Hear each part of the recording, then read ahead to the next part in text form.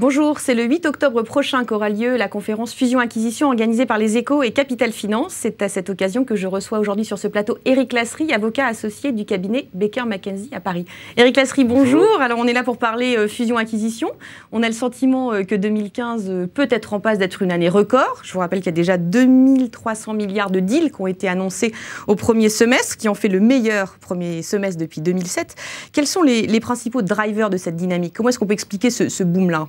Alors, premier commentaire, c'est qu'effectivement, déjà l'année dernière, on constatait une relance finalement de l'activité de fusion-acquisition, et cette relance, elle se confirme et elle s'accélère. C'est ça ce qui est probablement le plus surprenant. Il y a un certain nombre de facteurs économiques clairs que tout le monde reconnaît, qui sont la baisse évidemment des taux d'intérêt qui restent très bas, qui sont donc une source de financement plus simple pour les entreprises, une abondance de liquidités sur les marchés qui évidemment là encore facilite les acquisitions et la conclusion des opérations, des prix du pétrole qui sont extrêmement bas, à des niveaux historiquement bas, et qui là encore favorisent les pays traditionnellement importateurs de pétrole, et probablement aussi auprès des chefs d'entreprise un regain de confiance qui les encourage à aller de l'avant et à rechercher davantage d'opportunités dans un climat où ils sont en plus tenus par des activistes, actionnaires, d'aller et de faire des choses. Est-ce que vous avez le sentiment du coup que cet environnement-là et ce regain de confiance dont vous parlez,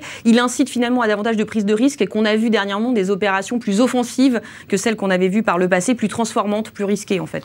Tout à fait, oui. Il y a énormément d'opérations supérieures à 10 milliards, ce qui montre quand même que ce sont des opérations qui sont de nature à transformer l'entreprise.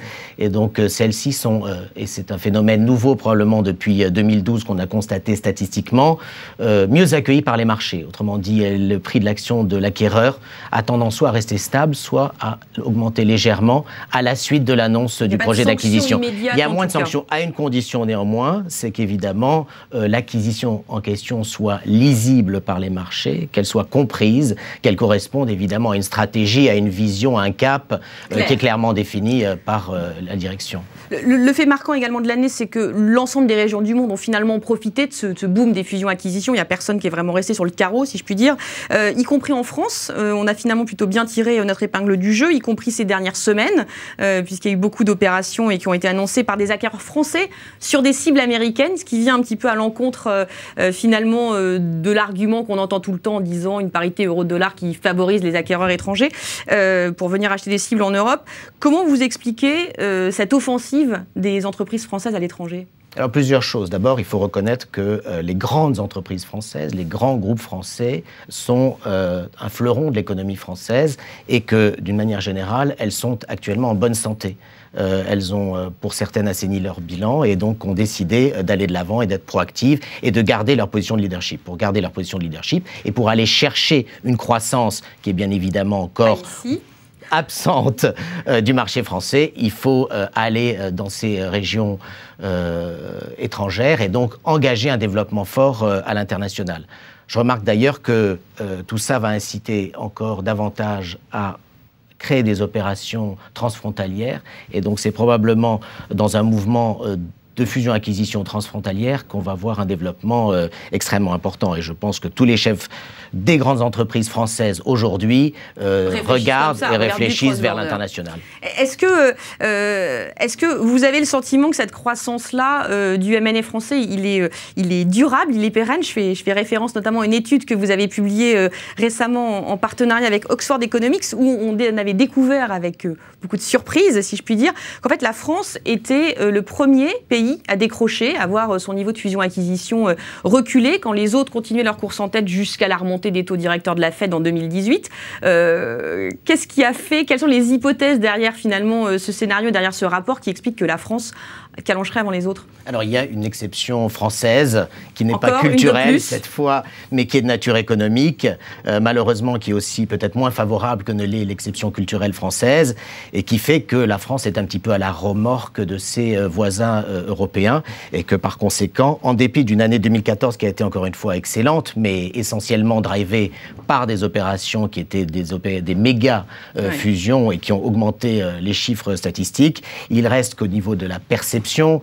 Les annonces qui ont été faites, notamment en 2012. Donc là, c'est l'attractivité de la France qui est en question. C'est l'attractivité de la France. Fondamentalement, c'est la perception qu'ont les investisseurs étrangers de la France, où le caractère un peu bureaucratique, réglementaire, complexe, imprévisible de sa fiscalité, de son droit social, sont des choses dont on parle évidemment maintenant tous les jours, encore plus avec l'ouverture de l'université du MEDEF, sont des choses qui font... Ça reste une épine dans le pied. Que le patron, dans le fin fond de l'Ohio ou du Midwest américain plus généralement, décidera peut-être d'aller en Allemagne ou en Angleterre, voire même en Espagne, plutôt que d'investir en France. Juste à titre anecdotique, dans ce rapport, vous avez mis sur pied un indicateur de l'attractivité transactionnelle, donc qui mesure en fait les facteurs d'attractivité pour faire des deals. On est combien, nous, en France, dans ce... Alors, on n'est pas à une très bonne place. C'est un peu la conséquence de ce que je viens de dire, malheureusement.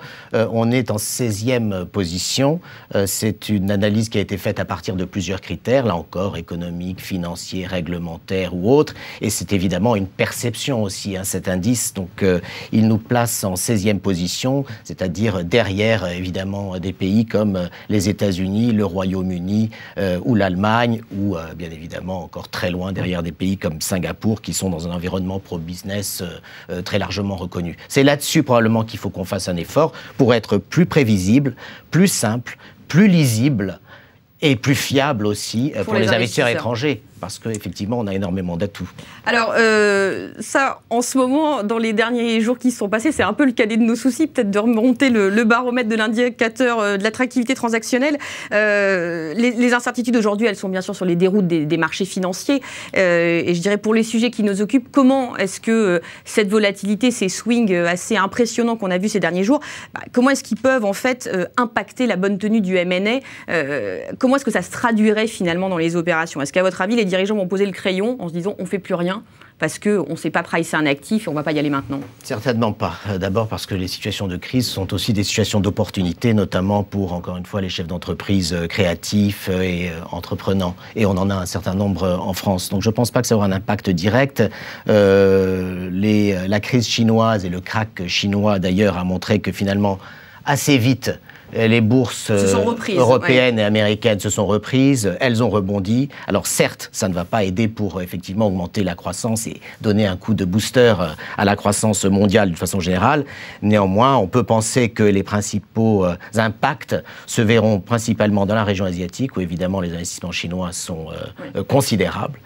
Et là, il y aura certainement des effets négatifs. Et probablement aussi à l'égard des pays exportateurs de matières premières. Le Brésil est déjà dans une situation de récession difficile, donc ce sera encore plus compliqué pour lui, voire le Venezuela ou encore, bien sûr, la Russie. Mais côté vieille Europe et États-Unis, avec les États-Unis agissant comme une locomotive quand même dans toutes ces opérations de M&A. Les statistiques montrent bien qu'ils sont très en avant, aux avant-postes dans ces opérations d'acquisition transfrontalières. Donc sur ces deux zones, notre étude nous donne un optimisme au moins jusqu'en 2017 ou 2018. À partir de ce moment-là, effectivement, il y aura peut-être un ralentissement. Mais il y a encore 2, voire 3 bonnes années d'optimisme devant nous. Bien, merci Éric Lasserie. Je vous donne tous rendez-vous le 8 octobre prochain pour venir partager notre optimisme à la conférence Fusion Acquisition des Échos Capital Finance. Merci.